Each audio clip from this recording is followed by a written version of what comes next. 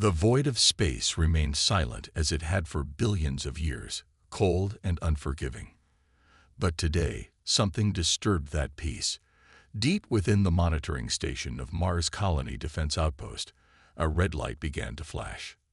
"Sir, we're picking up something massive entering the outer solar system," said Officer Pete, his eyes fixed on the holographic display that showed a blinking anomaly just beyond Neptune's orbit.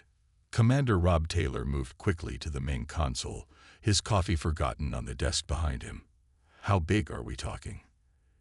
Sir, it's nearly 5 times larger than anything we've ever built," Pete replied, his voice wavering slightly.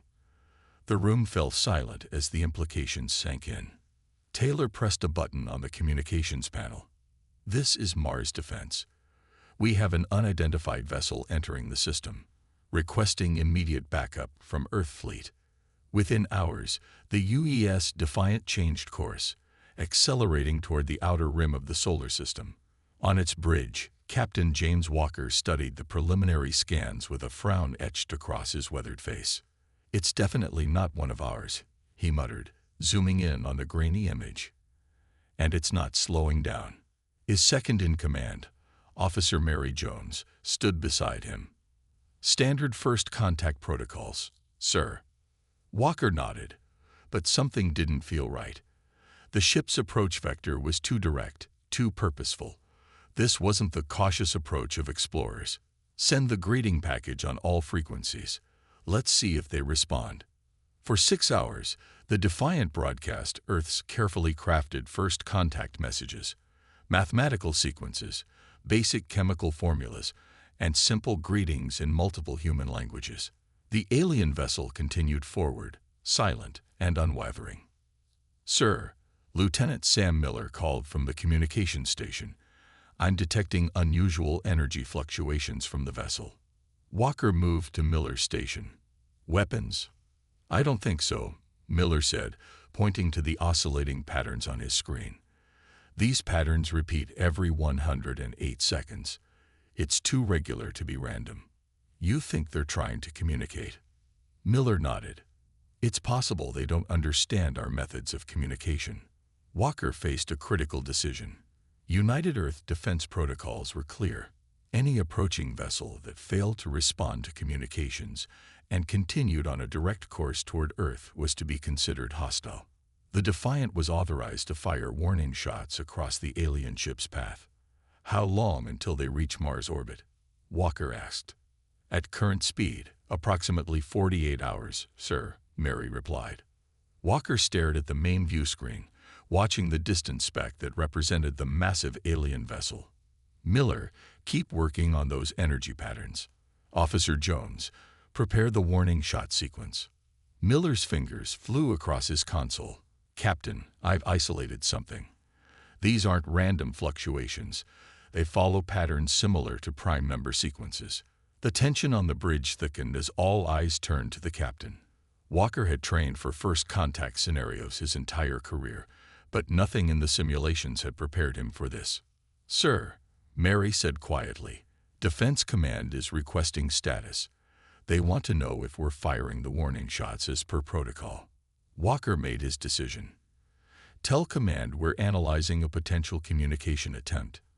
Request a 30-minute delay on the warning shots." As the ship moved closer, Miller worked frantically to decode the energy patterns. "Captain, I think I've got something. These patterns, they're not just mathematics. They almost look like warnings." "Warnings? About what?" Walker asked. Before Miller could answer, the ship's sensors blared with new alerts. The alien vessel had suddenly accelerated, and multiple smaller objects were now detaching from its hull. "Defensive positions," Walker shouted as the bridge erupted into activity. "All hands to battle stations."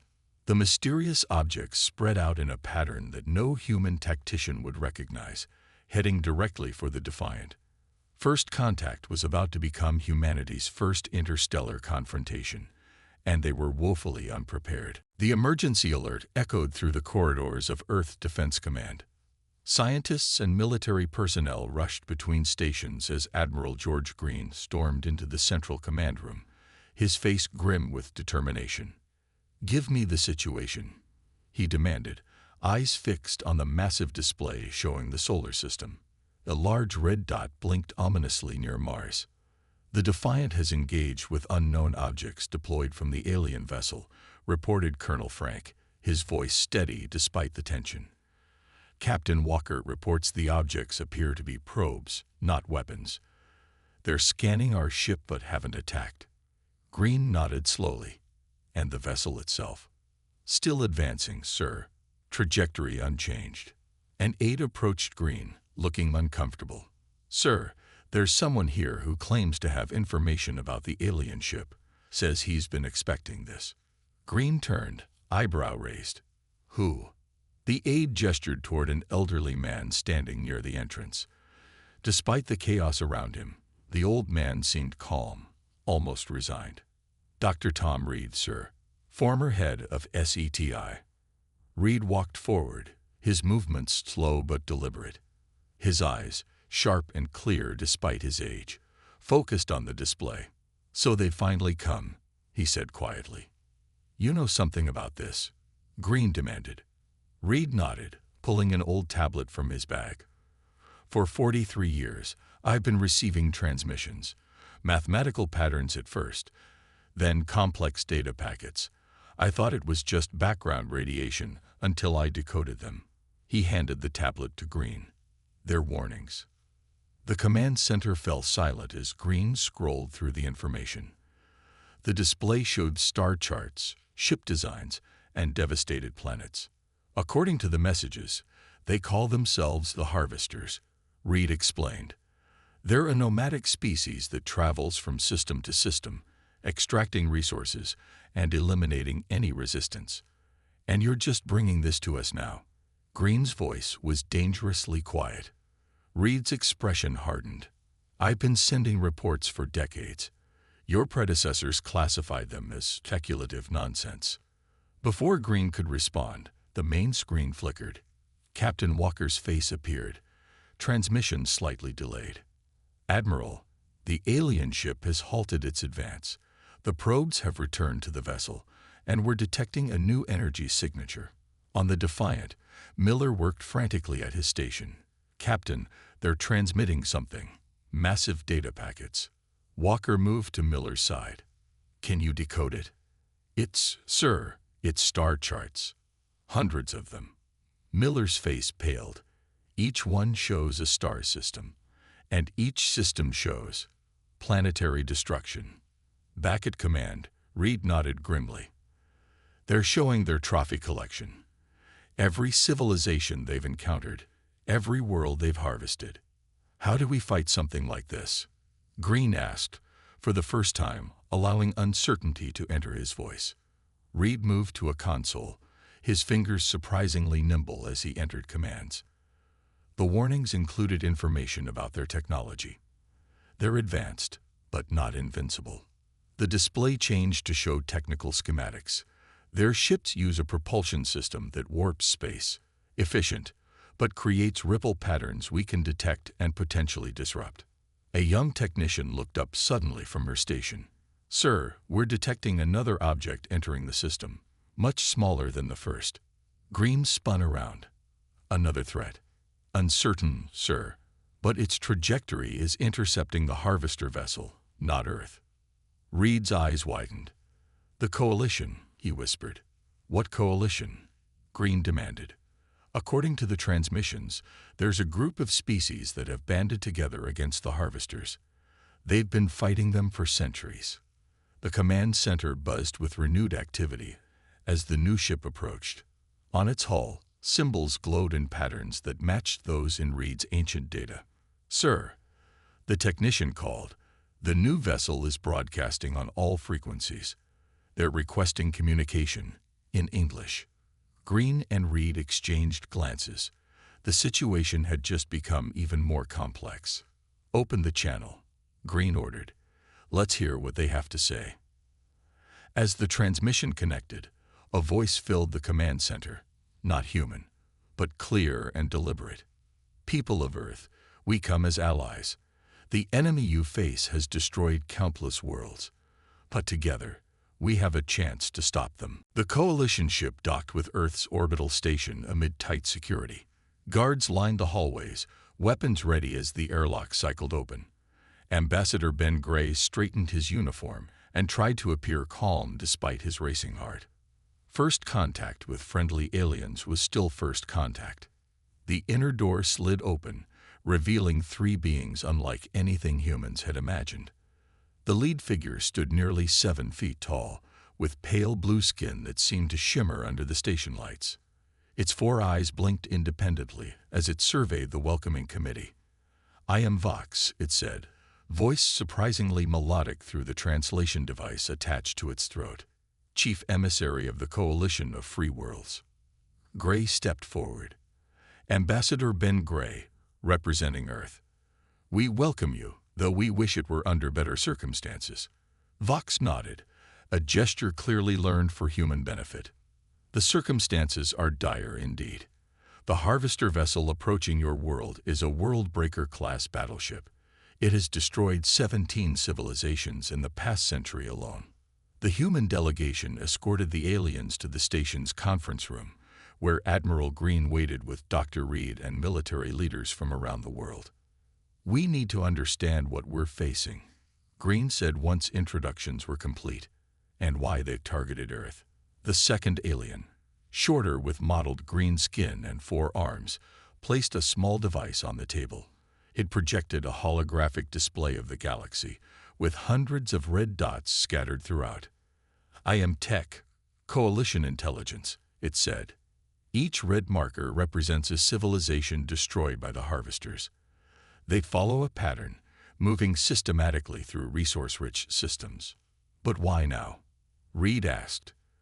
"Earth has been broadcasting signals for over a century." Vox exchanged glances with the third alien, who had remained silent. The Harvesters were coming eventually. But their arrival was accelerated when they intercepted your Voyager probes. "Those probes left our system decades ago," Gray said, confused. "Yes, but they contained something that alarmed the Harvesters greatly." Vox touched the projection device, zooming in on an image of the golden record from Voyager. This revealed unique human attributes that the Harvesters consider dangerous. "What attributes?" Green demanded. The third alien finally spoke, voice rasping through its translator. "Your adaptability. Your creativity. Your unpredictability." It extended a limb toward the humans. "I am Mev, Coalition military strategist. For 50 cycles, I have studied the Harvesters. They are creatures of absolute logic and pattern. They cannot comprehend how humans can be so chaotic." Green frowned. "You're saying they fear us because we're unpredictable." "Precisely," Vox confirmed. "Most species develop along predictable technological patterns. Humans leap in unexpected directions. You developed nuclear weapons before space travel. You created global information networks before solving energy crises. You are fascinating to us, terrifying to them.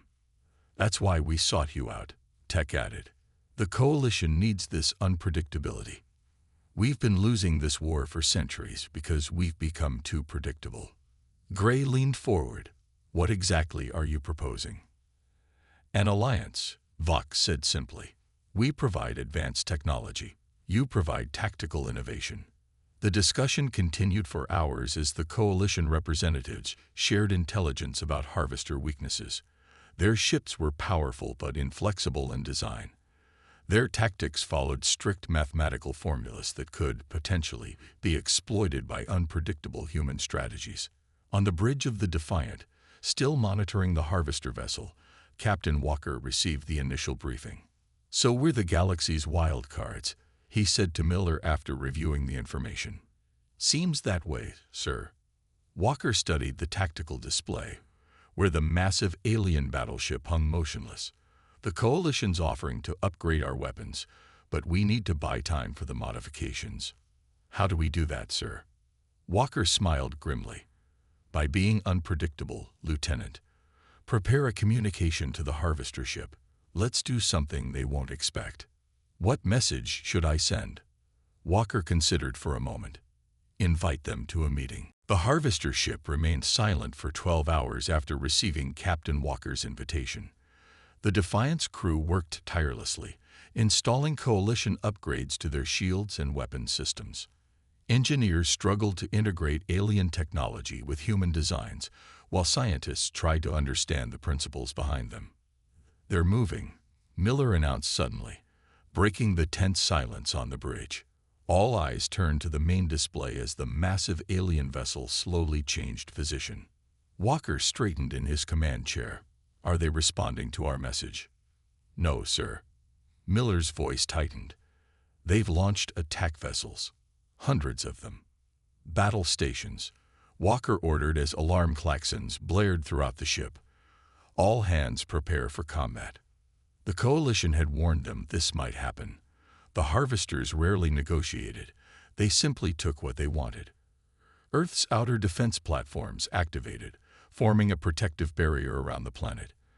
The Defiant and other human vessels moved into defensive positions. All ships maintained formation. Walker commanded across the fleet channel. "Remember the strategy." The first wave of Harvester fighters approached with mathematical precision, arranged in perfect geometric patterns. They moved as a coordinated unit, their synchronization both beautiful and terrifying. "They're exactly where we predicted," Miller said, tracking the enemy approach. "Their attack pattern matches the Coalition's intelligence." Walker nodded grimly. "Now let's show them something they haven't seen before." "Major Ford, you're up." From behind Mars, the UES Artemis emerged, piloted by Major Lisa Ford. The experimental vessel had been retrofitted with Coalition stealth technology and human-designed electromagnetic pulse generators. Instead of joining the defensive line, Ford took her ship directly toward the Harvester formations at an oblique angle. "Artemis engaging," Ford reported calmly. "Ready to deploy countermeasures on your mark." "Wait for it," Walker commanded, watching the tactical display as the Harvester fighters closed in. 3, 2, 1, now. The Artemis suddenly released dozens of small objects into space. To Harvester sensors, each appeared as a fully armed Earth vessel. The alien formation faltered as their perfectly calculated attack plan suddenly faced triple the expected resistance. "It's working," Miller exclaimed. "They're breaking formation to reassess." Walker didn't waste the opportunity. "All vessels, engage according to random pattern protocols." Earth's defensive fleet broke into seemingly chaotic movements, each ship following individualized attack patterns developed by Coalition tacticians and human game theorists. The unpredictability confused the Harvester fighters, whose tactical systems relied on identifying and countering established patterns. For several minutes, the battle seemed to favor Earth. Then the main Harvester battleship activated its primary weapons. Beams of concentrated energy lanced through space, cutting through 3 Earth vessels in seconds. Defensive platforms exploded in silent bursts of light and debris. The sheer power of the alien weapons made Earth's technological advantage from the Coalition upgrades seem almost meaningless.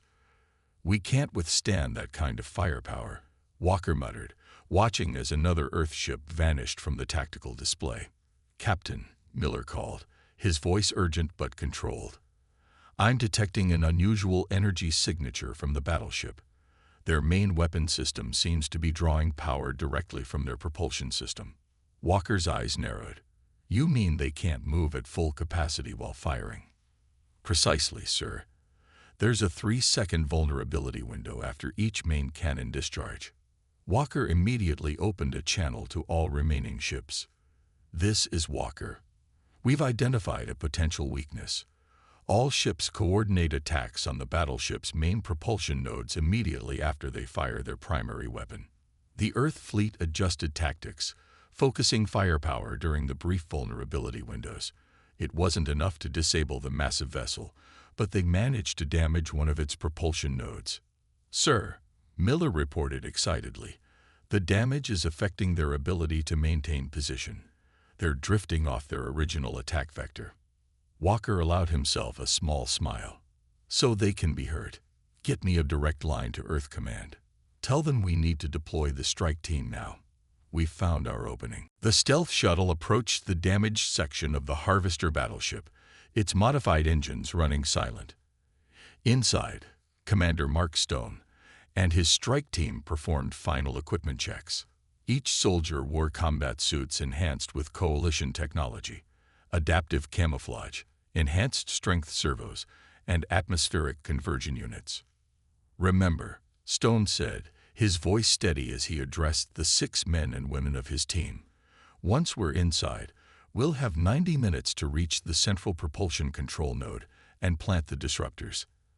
After that, the Harvester systems will detect our presence no matter what countermeasures we use." Officer Andy checked the explosive charges in his pack. "And if we're detected before then?" Stone's expression remained neutral. "Then we improvise." The shuttle pilot's voice came through the comm system. "Approaching entry point. Harvester defenses still focused on the main battle. We have a clean approach." Stone nodded to his team. "Helmets on. Remember your training." The shuttle aligned itself with a maintenance hatch revealed by the damage to the battleship's hull. With precision that would have been impossible without Coalition navigation aids, the pilot matched velocity and rotation with the massive vessel. "Docking complete," the pilot announced. "Good luck in there." Stone led his team through the airlock and into the alien ship. The interior was unlike anything human eyes had seen before.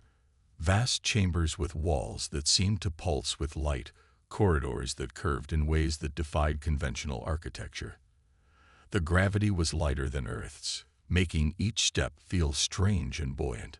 "Stay close," Stone ordered as they moved deeper into the vessel. "Coalition intel says we should find a transport system 2 levels down." They located an access shaft and descended carefully. The alien technology around them hummed with energy, occasionally pulsing in patterns that made the humans' eyes water. Their enhanced suits protected them from the worst effects of the alien environment, but even breathing felt strange with the atmospheric converters working overtime. "I'm picking up movement ahead," whispered Officer Kelly, monitoring her scanner.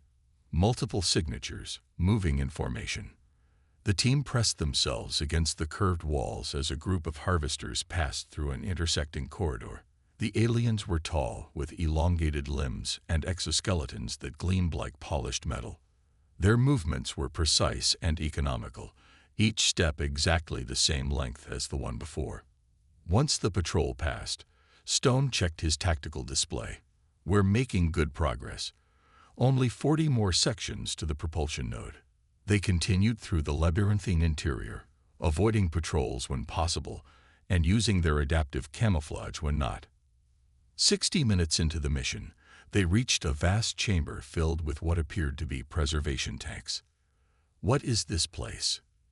Andy whispered, approaching one of the transparent containers. Stone followed, then froze.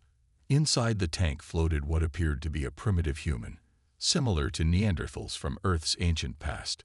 The next tank contained another hominid species, slightly different in bone structure. Tank after tank contained variations of humanoid specimens, some recognizable from Earth's evolutionary past, others completely alien. "They'd been collecting species," Kelly said, voice barely audible, "from all over the galaxy." Stone checked his scanner. "Some of these DNA patterns are partially compatible with ours. They're related somehow." "Commander," Officer Jack called urgently from across the chamber. "I think I found something important." The team gathered around another set of tanks, these containing data storage units rather than biological specimens. Jack had connected his translator to one of the interfaces. "These are research logs," he explained. "They've been studying humanoid species for thousands of years, trying to understand our evolutionary patterns." "Why?" Stone asked. "Because we're unpredictable to them," Jack replied. "They evolved following strict mathematical progressions. Our evolutionary leaps don't make sense to their worldview." A sudden alarm blared throughout the chamber. Red lights pulsed along the walls and ceiling. "We've been detected," Stone announced grimly. "New plan. We plant the disruptors here and fight our way out." As his team rushed to set the charges, Stone opened his communication channel to the Defiant. "Captain Walker, this is Stone. We've been compromised, but we found something you need to know. The Harvesters aren't just fighting us. They're afraid of us." The channel crackled with static, then went silent. The communications center at Earth Defense Command had gone silent, all eyes fixed on the main display showing Stone's team cut off from contact. Admiral Green slammed his fist against the console. "Can we re-establish connection?" "Negative, sir," the communications officer replied. "The Harvester ship is generating some kind of interference field." Dr. Reed sat hunched over a workstation, frantically analyzing data from the Coalition transmissions alongside Lieutenant Miller, who had been recalled from the Defiant to help decode the remaining warnings. "There's something here," Reed muttered, pointing to a series of equations scrolling across his screen. "The Harvesters operate on strict mathematical principles.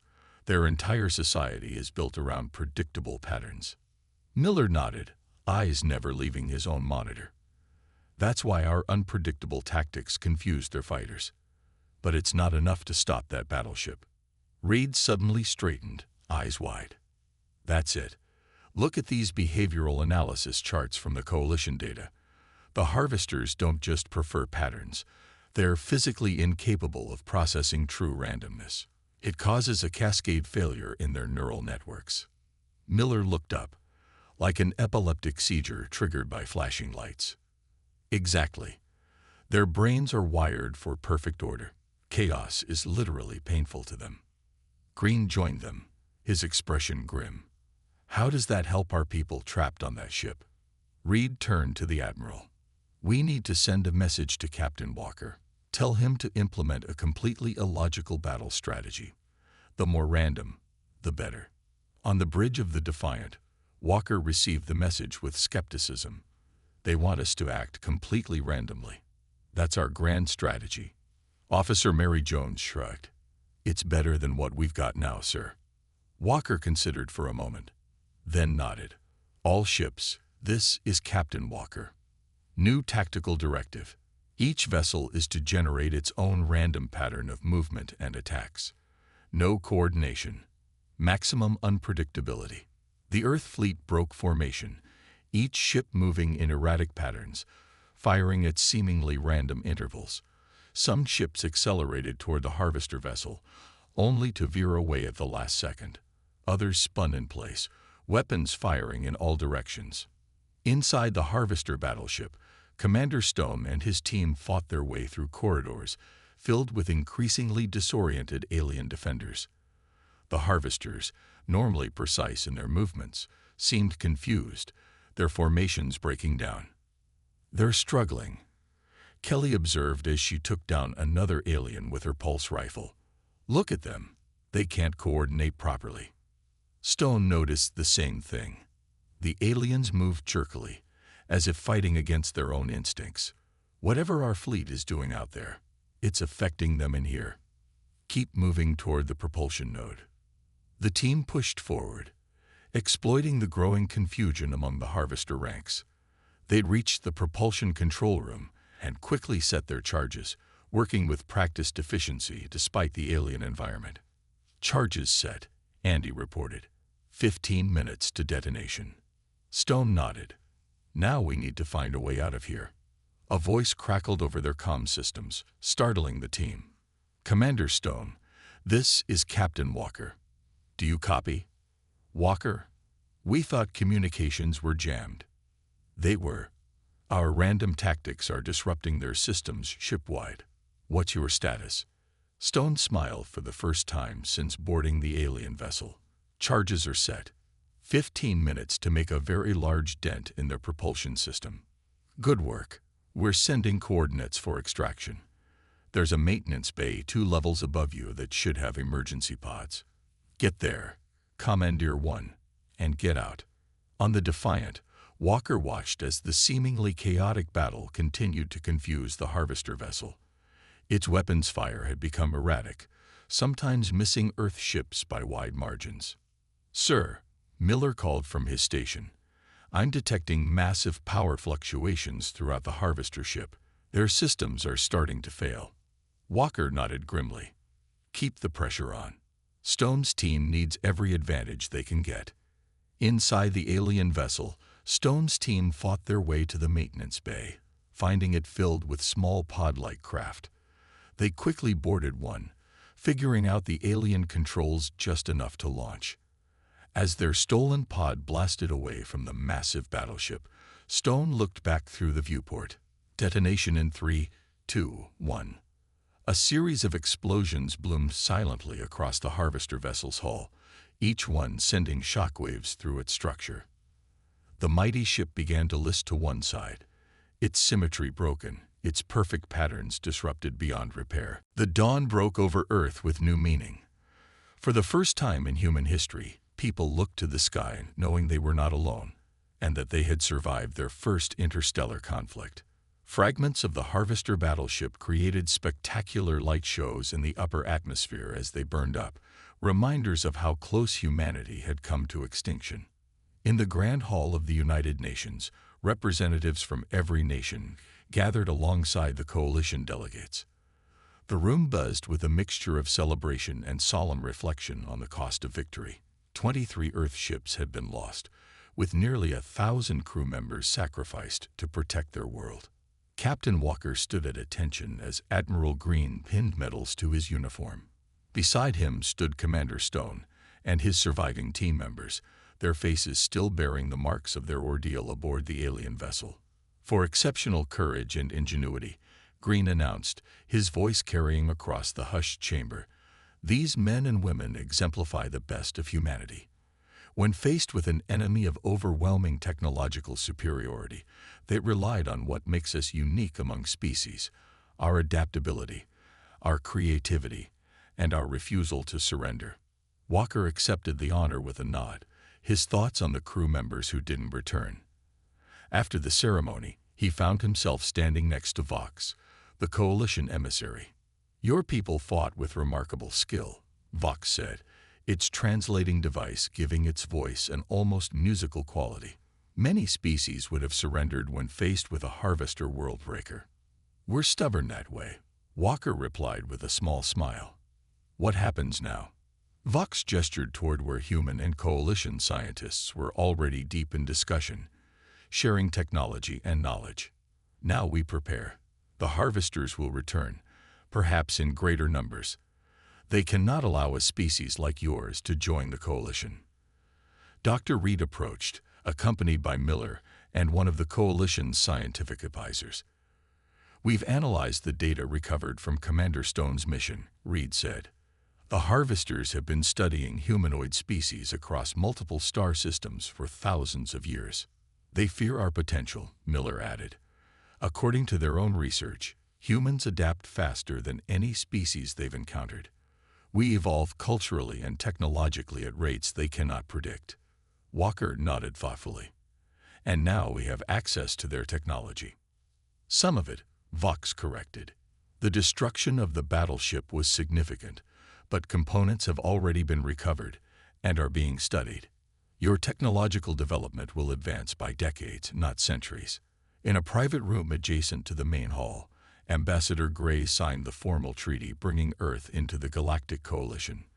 The document, written in both human languages and the Coalition's universal script, marked the beginning of humanity's official entry into interstellar politics. As the newest member of the Coalition, Gray said after completing the ceremony, "Earth pledges its full resources to the common defense against the harvester threat." The Coalition representatives nodded in appreciation, but Walker noticed their expressions, or what he interpreted as expressions on their alien faces, contained something more than simple gratitude. "You're looking to us for more than just another ally, aren't you?" he asked Vox privately. The alien emissary studied him for a moment before responding. "The Coalition has been fighting defensively for generations. We maintain, we survive, but we do not advance. Your species thinks differently. Already your military strategists have proposed approaches we would never have considered. You want us to help you take the fight to them," Walker realized. "We need what makes humans unique," Vox confirmed. Your unpredictability may be the key to finally ending a harvester threat. As the celebrations continued around them, Walker gazed out a window at the stars above. Somewhere out there, more harvester ships were coming. But next time, Earth would not be caught unprepared. Humanity had found its place in the cosmos, not just as another civilization struggling to survive, but as leaders in a war for the galaxy's future. The stolen harvester technology was already being integrated into Earth's defenses. The coalition was sharing knowledge accumulated over thousands of years, and humans were doing what they did best: adapting, innovating, and preparing to face the unknown with determination and hope.